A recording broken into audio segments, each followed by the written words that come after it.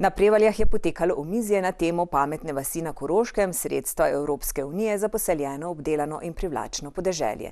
Franc Bogovič, evropski poslanec, je pripravil projekt pametnih vasi in možnosti ter prizadevanja za financiranje tovrstnih projektov iz različnih evropskih skladov in mehanizmov v novi finančni perspektivi Evropske unije.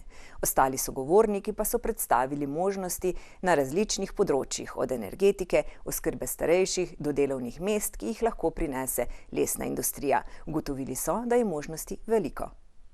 Evropski poslanec Franc Bogovič je na Prevaljah predstavil projekt pametne vasi na Koroškem, ki, kot smo lahko slišali, omogoča bistveno boljše življenje na podeželju in tudi pridobitev evropskih sredstev. Kaj pa sploh pomeni izraz pametna vas? To so skupnosti pametnih ljudi, ki se morajo znati povezati, sodelovati med sabo in ujeti ritem današnjega časa.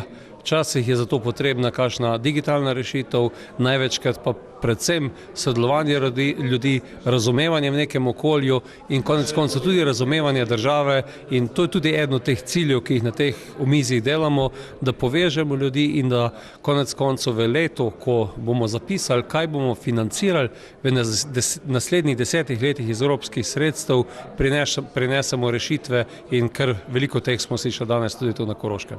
Tu ne gre za določeno lokalno skupnost, kot bi morda kdo mislil. Gre za niz rešitev, ki se odvijajo v skupnostih. Na enem koncu se bolj razvijajo ene, na drugim druge. Vsi skupaj pa lahko se eden od drugega marsikaj naučimo. Danes je bilo tu na primer dolgotrajne oskrbe.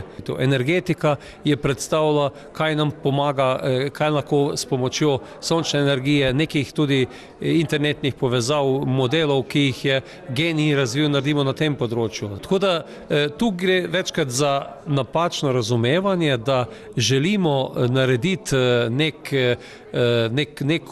omejen prostor kot prostor, ki bo demonstracija nečesa in bo vse v njemu. Tudi takšne stvari po Evropi obstajajo.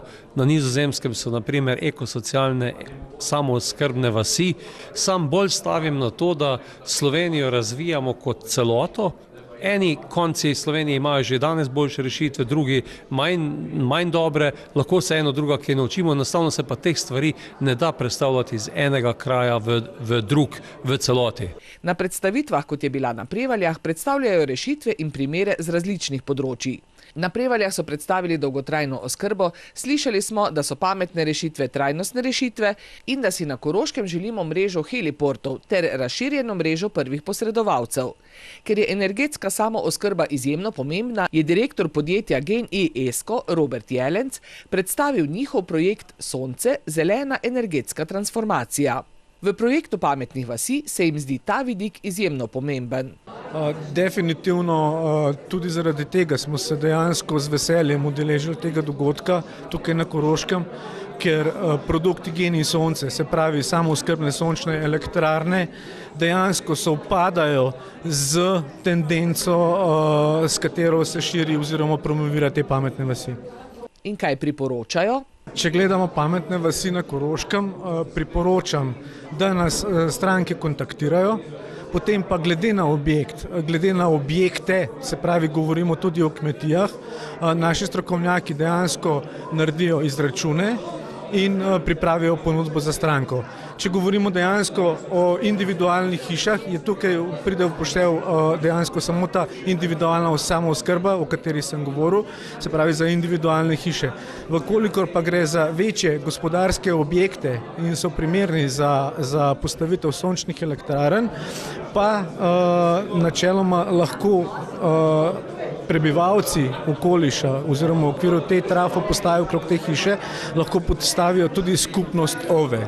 To pomeni, da se investira elektrarna na strehi nekega večjega gospodarskega objekta, energija pa se ne porablja dejansko za namene tega gospodarskega objekta, ampak za okoliške hiše oziroma za okoliške prebivalce.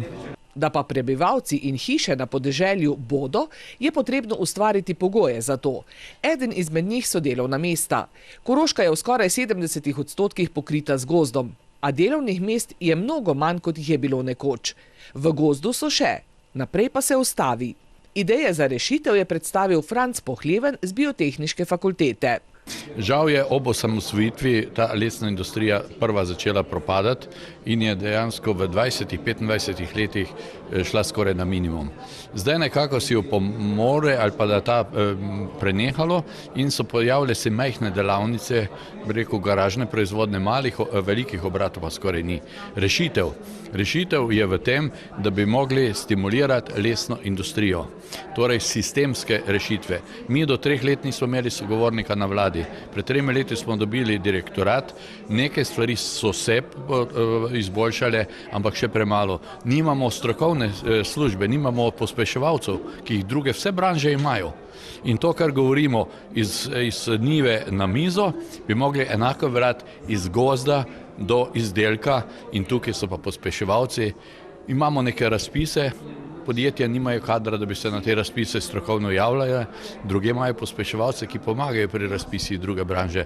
Torej, vzore imamo, torej to, kar ima prehrambena industrija in kmetijstvo, bi mogla imeti lesarstvo tudi.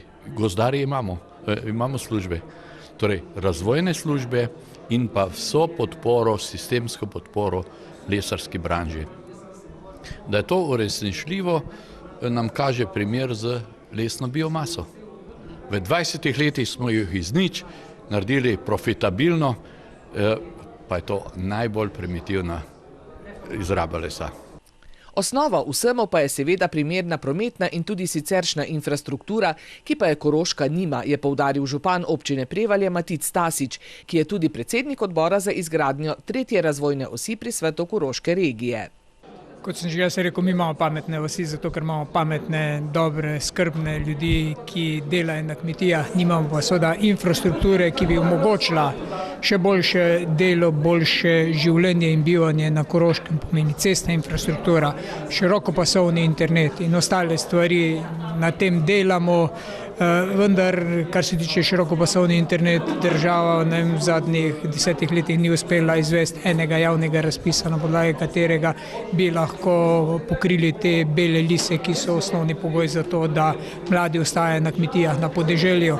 3. razvojna os, seveda z zamudo, jaz sem malo navezal te zgodovinske mejnike, ki so, jaz upam, da je pred nami še en zgodovinski mejnik, da bomo zasadili prvo lopato in da bomo vsaj to 3. razvojno os zgradili do Holmca, ne samo do Slovenj Gradca, do Holmca, ker je za Mežiško dolino in za ta del Koroške izjemno pomembno, predvsem z tega vidika, da ta cesta ostaje dvosmerna, pomeni, da ljudje delajo tu, tam živijo, tu, tam in na ta način seveda omogočamo hitrejšo gibljivost, pretok ljudi, pretok informacij in vsega, kar je potrebno za to, da bi bilo življenje boljše tudi na podeželju.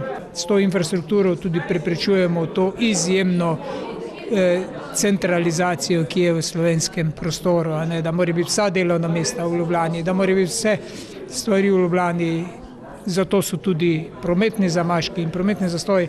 In če bi nadaljevali z to dekoncentracijo ali z enakomernim razvojem celotne dežele Slovenije, potem bi veliko naredili za ljudi in v to smer bomo mogli zagristi ta vlada in naslednje vlade, zato da bojo omogočili življenje in decentralizacijo slovenskega prostora. Veliko idej smo slišali tega dne, kako izboljšati Koroško, ki lahko postane ena sama pametna vas. Takšna omizja Franc Bogovič pripravlja po celi Sloveniji. Kako pa so sprejeta med ljudmi? Jaz moram reči, da je najprej ena velika radovednost, včasih je že sama skovanka, to smo tudi danes slišali, pametna vas kot delna provokacija. Me veseli, da doseže da se ta moment zbudi pozornost, radovednost, potem pa kar naenkrat vidimo, koliko pametnih ljudi je na teh slovenskih vaseh.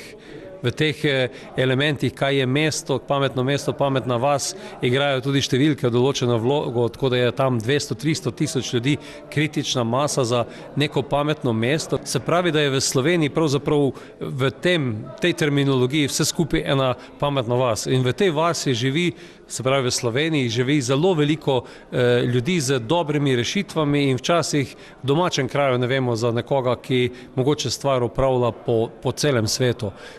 Zadnjič smo imeli v Ajdovščini en tak primer, ko nam je en kolega prikazal primer enega startupa, se pravi njegovega štartnega podjetja, pridobil tudi evropska sredstva za raziskave Horizon in danes spremlja na 5 milijonih hektarjev, to je 10-krat toliko, kot je slovenske kmetijske površine, stanje bolezni, škodljivcev in daje dnevno navodilo, ali je potrebno kaj narediti ali nekaj ni potrebno narediti. Se pravi, sploh nisem vedel za njega in se pojavil, tudi zame je bil presenečenje. In iz takšnih primerov lahko zelo hitro naredimo sestavljenko, iz katere sam trdim, da lahko Slovenijo postavimo kot pilotno državo v Evropski uniji na tem področju in se bo tudi k nam marsikdo prišel marsikaj naučiti. Nismo tako slabi, kot največkrat govorimo in včasih si moramo kar priznati in biti malce bolj samozavestni. Če bomo pa še bolj sodelovali, en drugim tudi privoščili uspeh, smo pa tako ali tako zmagovalci. Ja, sodelovanje je tukaj osnovni pogoj. Lokalna skupnost, država, Evropska unija. Prav sodelovanje pa nam gre malce težje od rok. A če bomo prepoznali, da imamo od tega koristi vsi, bomo prav gotovo lahko naredili tudi kakšen dodatni korak v tej smeri. Projekt pametnih vasi je odličen projekt. Na vseh nas pa je, ali smo ga sposobni skupno tudi izpeljati. Bilo bi lepo, če ga bi.